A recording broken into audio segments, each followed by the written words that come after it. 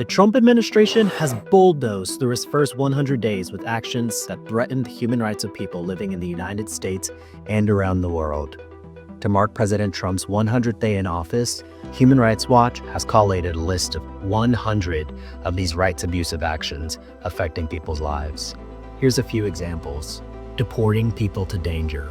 We've seen this with people from Venezuela who have been placed in expedited removal proceedings and deported to face abusive treatment and conditions. Ending protections against discrimination.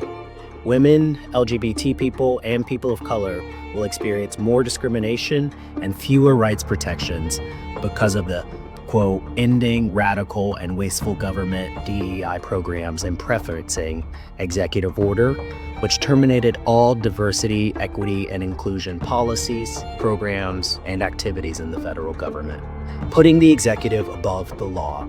Some examples include Department of Homeland Security Secretary Tom Homan's statement that he did not care about a judge's orders in the case of the deportation of Venezuelans to El Salvador.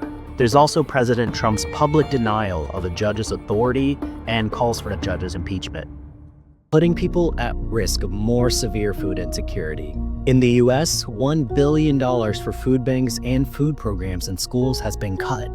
People abroad are more likely to starve and potentially die because of the elimination of the U.S.-funded Famine Early Warning System network and related programs, putting people's health at risk by allowing more toxic pollution. The U.S. Environmental Protection Agency's biggest deregulatory action aims to weaken fossil fuel industry regulations, including limits on toxic pollutant releases into air and water. This will negatively affect the health and livelihoods of fence-line communities and increase greenhouse gas emissions. Many of these abusive policies are moving ahead, but others are being challenged in court and protested by people in the U.S. The deep and lasting harm to human rights will take time to understand. To learn more about these policies, go to hrw.org to see the entire list.